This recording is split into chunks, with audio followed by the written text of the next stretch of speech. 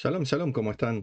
Es un mito, no una realidad, que el pueblo judío está siempre unido y que no tenemos discordancias, disonancias, conflictos, cuando en verdad desde el propio origen de nuestra nación, nuestra gran familia, como una familia grande que es, hubo diferencias de pensamiento, de acciones, e incluso llegó a cosas muy groseras en violencia y cosas peores. En el principio mismo tenemos en el relato de Abraham cuando estaba en la tierra prometida, la tierra de Israel, que tuvo que ofrecerle a su sobrino Lot diciéndole: elegí dónde querés vivir, anda para un lado, yo voy a ir para el otro, no nos conflictuemos entre nosotros porque nuestros empleados se están peleando y no quiero que haya guerra entre nosotros. Vivamos en paz pero separados, y Lot eligió una tierra, la mejor, y Abraham fue a otra, y así lograron vivir en paz. Si bien Lot no era parte del pueblo israelita, no existía un pueblo israelita todavía, era de la familia de Abraham, y ya vemos que en su propio origen había estas diferencias que llevaban a separaciones, y se trataba de vivir en paz dentro de todo. Luego, Abraham tuvo básicamente a dos hijos, después tuvo más. Uno era Ismael con la empleada doméstica, con la concubina, y luego tuvo también a Isaac, y entre ellos no se llevaban bien. Ahí está bien, las madres son diferentes, Ismael no era parte del pueblo de Dios, pero es como una demostración de que la familia, había algo ahí que no permitía que la tensión se aflojara y pudieran vivir en paz. Luego tenemos el famoso caso de Jacob y Esab. Esos sí eran hermanos gemelos y eran de mismo padre, misma madre, evidentemente, y entre ellos no pudieron vivir en paz. Jacob tuvo que irse para que Esab no lo matara, después se volvieron a juntar, etcétera, pero había diferencias entre ellos. O sea, estamos viendo que del propio origen, cuando todavía no se había asentado una idea de pueblo, cuando eran recién personas que vivían dentro de una familia que se iba ampliando hacia otras ramas, no había una unidad. Luego, cuando Jacob tuvo sus 12 hijos, tenemos que entre ellos tampoco se llevan bien. A los hijos de las concubinas, Jacob se casó con 4 hermanas. 2 eran esposas para él y las otras eran concubinas para él. Las, los hijos de una de ellas, de una de las señoras, le hacían bullying a los hijos de alguna de las concubinas, no se llevaban bien, y cuando Yosef empezó a mostrar rasgos de que quería ser el que mandara, tenía sueños de grandeza, terminó consiguiendo que lo vendieran como esclavo como Egipto, que lo quisieran matar, que hubiera muchas disputas entre ellos. Sabemos que eso no fue muy bien. Luego, podríamos seguir dando ejemplos en donde había más divergencias que convergencias, pero pasemos rápidamente cuando ya salieron los israelitas de Egipto, y estando ahí en el desierto, Korah, primo de Moshe, hace una rebelión en contra de Moshe, en contra de su hermano Abraham. Era un populista, traía todo tipo de planteos que parecían ser a favor del pueblo, pero en realidad lo que quería era el poder, etcétera. Pero nuevamente no se vivía en paz. Y vuelvo a decir, estos son solo algunos de los tantos ejemplos donde no había unidad. Por supuesto que habían 13 tribus, y no siempre entre ellos la vida era maravillosa. Por ejemplo, cuando lograron asentarse en la Tierra Santa, hubo un enorme, espantoso problema con los miembros de la tribu de Binyamin, de Benjamín, con el resto de las tribus. Se la apartó la tribu de Benjamín, estuvo a punto de desaparecer. Fue una guerra civil horrenda, catastrófica. Esto se encuentra relatado en el libro de Shoftim, de Jueces. Valdría la pena hacer un video, creo que ya hice alguno, y si no, valdría la pena hacerlo, porque demostraba que había una gran tensión. Y luego, ya sabemos cuándo hubo monarquía. En principio se aceptó la monarquía de Shaul, siendo de la tribu de Benjamín, cuando debería ser de la tribu de Yehudá. Y a la muerte de Shaul, Dios había prometido que la dinastía iba a pasar a manos de David. Sin embargo, Ishboshet, no sé cómo se lo llama en la Biblia con traducción cristiana, Ishboshet, el hijo de Shaul, quiso tomar el poder, y durante 7 años digamos que tuvo el poder. Así que había 2 reinos al mismo tiempo: el de David, el que era legal a ojos de Dios, y el Ishboshet, el del hijo de Shaul, que quedó a cargo. Hubo una guerra civil nuevamente, había disputas entre ellos, conflictos. David trataba de que esto no ocurriera así, de que hubiera un entendimiento.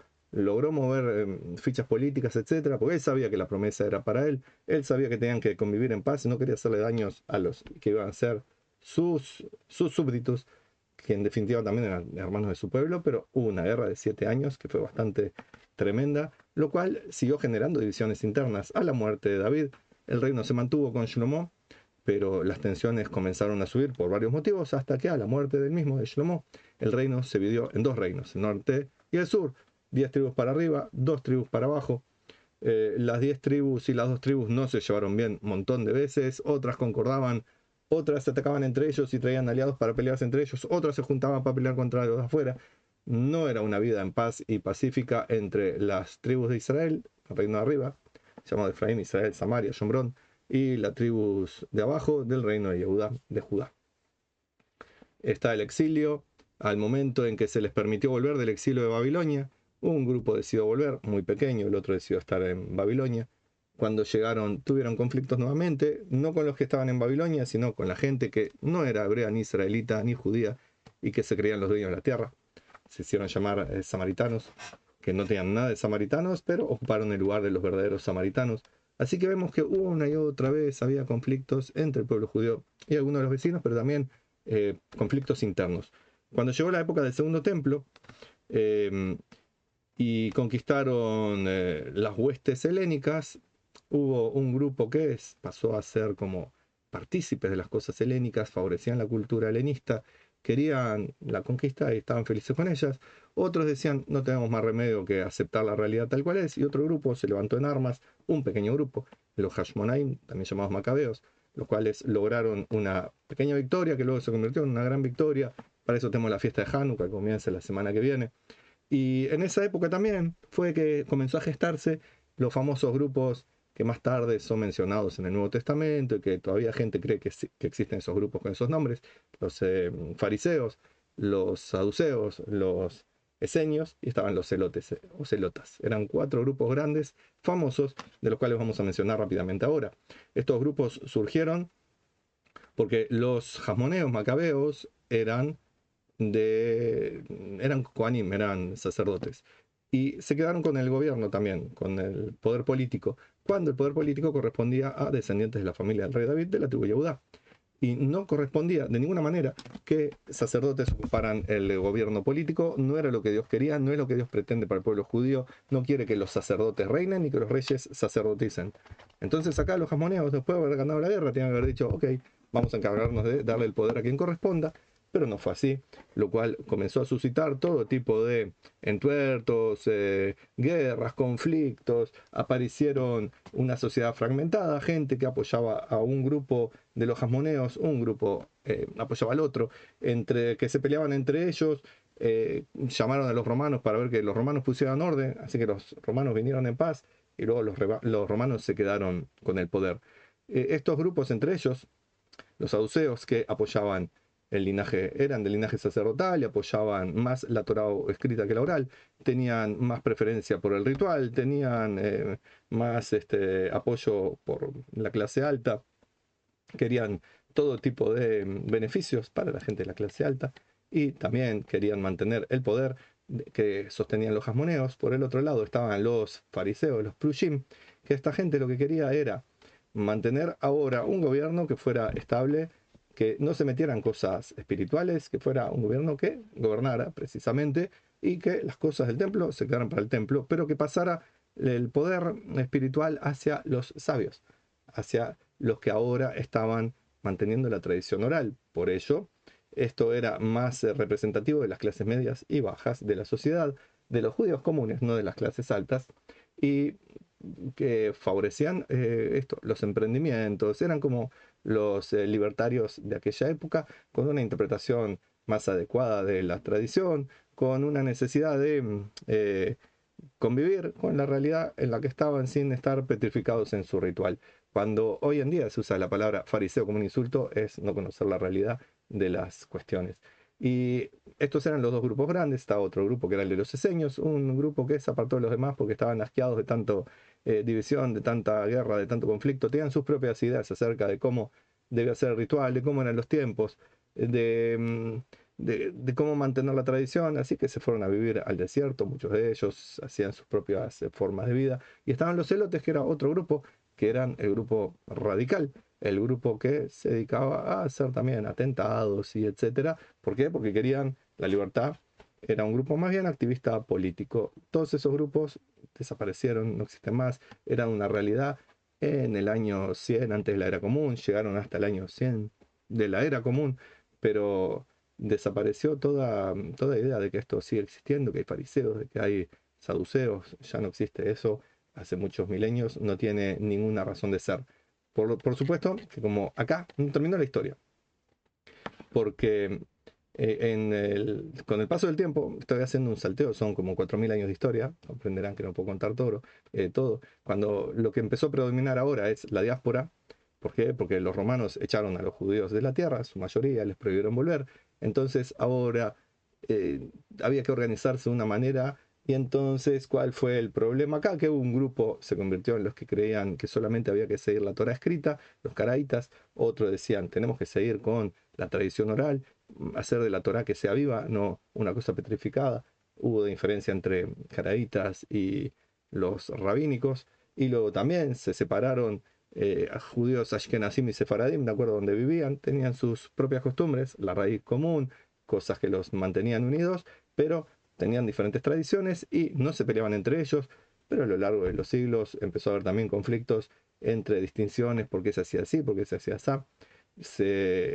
Cosa que se repitió luego, saltó muchos siglos nuevamente, cuando en la era moderna aparecieron los reformistas y los hasídicos, y los que seguían a Shabtai Tzvi con sus ideas, y los cabalistas, y luego los conservadores, y eh, como una emanación de todo esto, aparecieron los que se llaman ortodoxos, siguiendo cada uno sus tradiciones, su forma de interpretar, y entre ellos muchas veces hubo conflictos. Es decir, que algunos de los conflictos que he mencionado anteriormente llegaron a haber llegó a haber sangre, llegó a haber disputas, llegó a haber guerra, llegó a haber violencia física de todo tipo, cosa que esperemos que no se siga dando. Y por supuesto que en el siglo XX, fines del XIX, empezó a haber también divergencias entre los sionistas y los antisionistas, generó divisiones el movimiento sionista político. El sionismo ya existía, no como unidad política, pero antes de que fueran expulsados los judíos ya existía la idea del sionismo. Así que había grupos seculares que querían sionismo, grupos religiosos, por así decirlo, que querían sionismo, grupos seculares y grupos religiosos que no querían sionismo, y entre ellos muchas veces no se ponían de acuerdo. Y luego cuando se creó el Estado de Israel, teníamos diferentes partidos, diferentes formas de ver la realidad, de cómo manejarla, y también en diferentes lugares de donde provenían los judíos, con sus culturas, con sus maneras de interpretar y de vivir los asuntos, lo cual llevó a que no hubiera una unidad, no existe un papa que unifique, no existe una conducta para todos igual, cada uno tiene sus costumbres, cada uno tiene sus formas de interpretar la vida. Lo importante sería encontrar que, así como había 13 tribus y que entre ellas se podía convivir en paz, eso es lo importante, que cada uno siga con sus ideas, que cada uno siga con sus virtudes y defectos, que cuando uno está apartado del camino de la ley y de la corrección, lo pudiera resolver de una manera pacífica, y que las diferencias sirvan para unirnos, no para separarnos, porque sigue habiendo grandes diferencias, grandes disputas. Como dije, espero que no llegue nuevamente a haber violencia, pero sigue habiendo como resquemores y cosas que no cierran, y sigue habiendo judíos que apoyan el Estado de Israel, judíos que no lo apoyan, judíos que están en contra del Estado de Israel y hacen manifestaciones y son muy activos en contra del Estado de Israel, judíos que son religiosos, judíos que no lo son. Estoy usando la palabra religión, aunque no existe una religión judía, pero la uso con una facilidad de lenguaje. Mm, Así que las divisiones siguen existiendo, la violencia existió, pero también existió la necesidad de concordar y de vivir en paz.